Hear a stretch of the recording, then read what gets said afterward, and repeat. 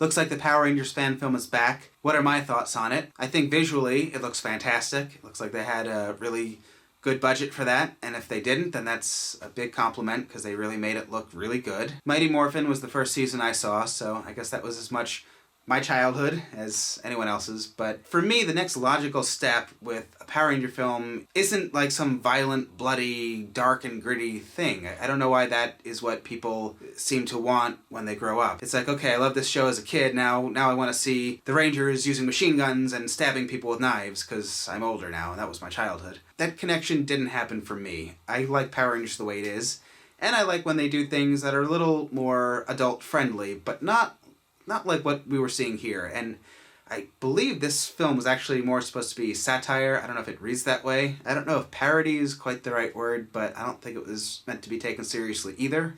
The quote, "I just wanted Power Rangers to be good for once," or something like that kind of annoys me. I will say Power Rangers Turbo could have been my last season had the show not started to go in a different direction in space, because it by then it kind of felt like it was growing up with the audience, and we started to get characters that had a bit more depth, and they were doing things that were a bit more for older fans, I think, and I do like that. I think a Power Rangers movie could be done that is a little darker and a little more adult-friendly, but still appeal to kids, and not be so bloody and violent, and still be really good. This Power Rangers fan film was not Power Rangers. It was missing a lot of the fantasy and a lot of the really great stuff that make Power Rangers Power Rangers. I think we need more aliens, monsters, high-tech weapons, and the guns and like blades and stuff. That's not Power Rangers. None of the characters were likable. Zach's workout video was kind of funny, I'll give him that. The film was only 14 minutes long, I get that, but I mean, were you guys able to connect with anybody?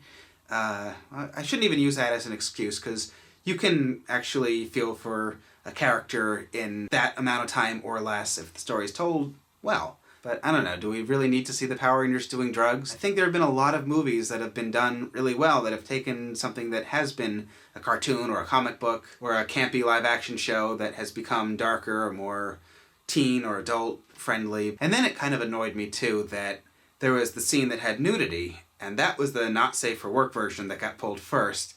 And the part that had like all the really bloody, violent killing and the drug use and the swearing, that was okay. I kind of feel like nudity shouldn't be more shocking than somebody getting stabbed in the face. I guess you guys will let me know what you think about that. And it does seem like Saban got a lot of hate for coming after the fan film and shutting them down, but let's pretend that I created a show aimed at children.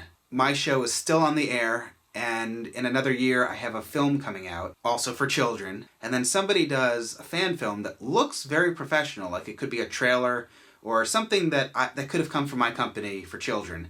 And these young children click on this, and they're seeing this violent film and that has, you know, sex, drugs, killing, blood, and all this stuff. Then that becomes my problem, and that's something that I did not endorse, that I was not okay with. I mean, you can't really hate Saban that much for not wanting this type of film on the internet. It didn't have a disclaimer at the beginning. Now it does. It just started. It didn't say this is not an official thing, we are not affiliated with Saban or anything like that. It just went right into this thing that was very adult. This was just like too overly dramatic and just a little boring, really. I think they could do a slightly more adult version of Power Rangers, but still keep it fun and still have kids be able to enjoy it as much as adults. The more you think about it, they really could take some things that we've actually already seen in various seasons and really do something that could be a bit darker and a bit more edgy or grown up.